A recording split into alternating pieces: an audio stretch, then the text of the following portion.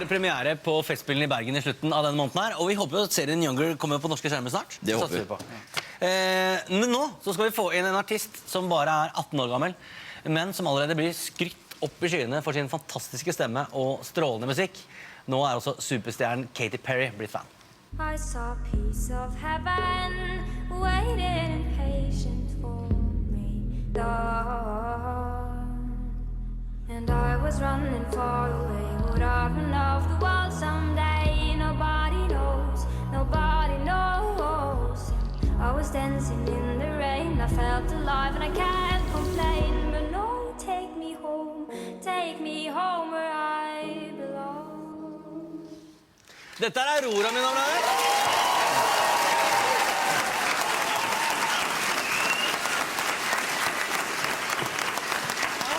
Hei, Aurora.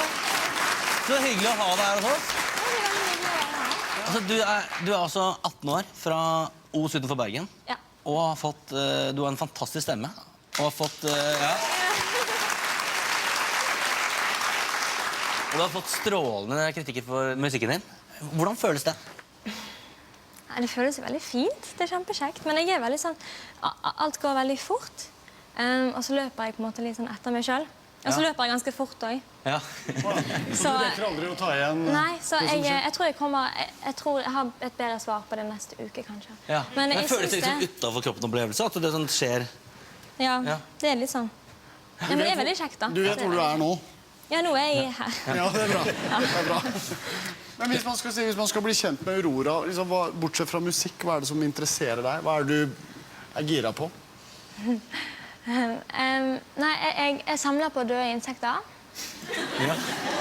Som vi gjør. Og hva er favorittinsektet? Møll. Møll? Hvor mange møll har du? Nå har jeg, altså, jeg har en fra England. Jeg tok med meg den hjem fra England. Er det forskjell? Og så har jeg 2 norske. Må de være døde når du finner dem, eller dreper du dem også? Nei, jeg pleier egentlig bare å legge sånne sukkerbiter for eksempel, sånn at de går ut, eller ta de. Jeg liker ikke å drepe de selv.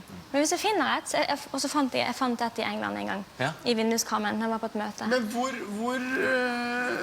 dette er interessant. Når du samler på møll, har du dem inn i en skuff, eller er de i kjøleskapet, eller hvor er de? Nei, jeg har de bittesmå flasker av glassflasker. Ja.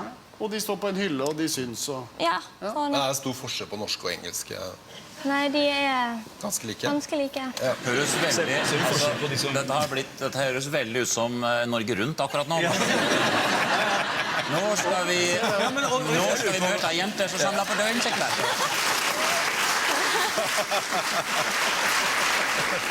Aurora, det er jo ikke bare journalister som har skrytt av musikken din. Katy Perry er blitt kjempefan også.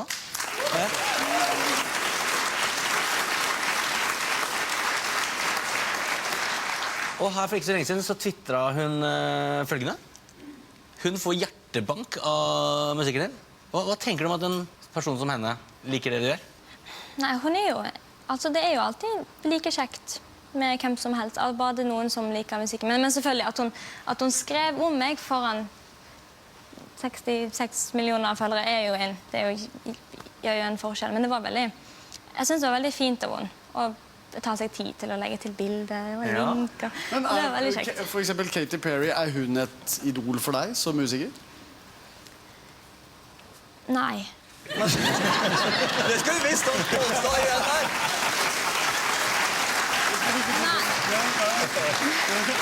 Men altså, hun har gjort noe som er bra siden. Altså, hun har jo Den klart... musikkstilen du... Nei, det er bare det er ikke min kopp med te. Nei. Det er ikke ditt glass med møll, for å si Nei, det er ikke det. Men jeg skjønner hva du mener. Det er forskjellig... Ja. Og nå handler det om musikken. Ja, men jeg hører mer på Bob Dylan og Leonard Cohen og litt mer den Men sånn som når hun legger ut det der, altså får du masse henvendelser eller Ja, det har jo hatt mye... fra andre? Videoen hadde aldri fått så mye views, tror jeg, uten hun. Så har jeg fått noen følgere fra Brasil. Så bra. Det er koselig. Så det er sikkert hun som har gjort. Der er det veldig mye bra møll også, i Brasil. Men altså, fordi, apropos Katy Perry, hun er veldig sånn utadvendt. Hvordan er du på scenen? Liker du å stå og snakke gjennom låten og sånn, eller? Nei, jeg er ganske sånn nei. Fordi nei. Nei. Vi hørte om du skulle spille på en gallamiddag en gang, hvor da gikk det ikke så bra. Hva skjedde der? Nei, men altså, jeg var veldig trøtt. Vi hadde reist fra New York hele veien, og vi hadde tatt fly i sånn 100 timer nesten. 16 timer. Og så kom vi til Os, og 10 minutter etter vi landet, da var vi på scenen og skulle spille og synge. Så jeg var veldig trøtt. Så det er litt, ja. Og så skulle jeg på en måte, og folk satt i sånne fine klær, og det var en symfoni bak oss. Og så står vi der og synger, og så kom jeg på at jeg kunne jo fortelle at nå har jeg vært i New York, det var veldig kjekt å være hjemme. Jeg hadde en plan, sånn at nå skal jeg fortelle at nå, det var gøy å være hjemme, ingenting, det varmer meg.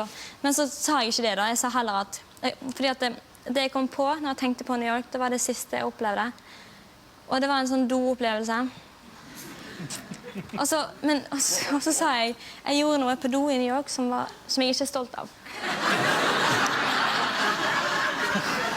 Og så prøvde jeg å rette opp i det, så sa jeg nei, jeg mener, jeg gjorde noe stygt. Nei, på do.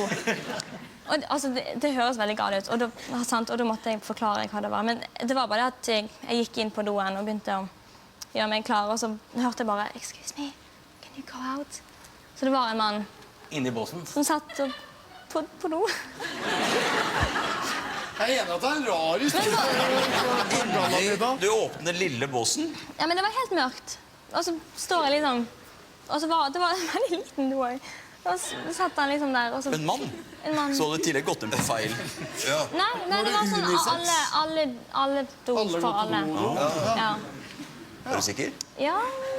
Nei, men det er ikke noe som setter i gang stemningen. Du må låse.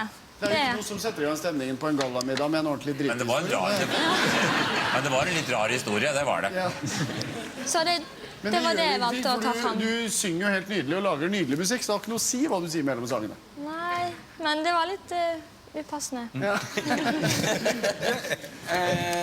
Du skal spille for oss etterpå. Det gleder vi oss veldig til, Aurora. Tusen takk for at dere kom alle sammen. Stor applaus til Espen.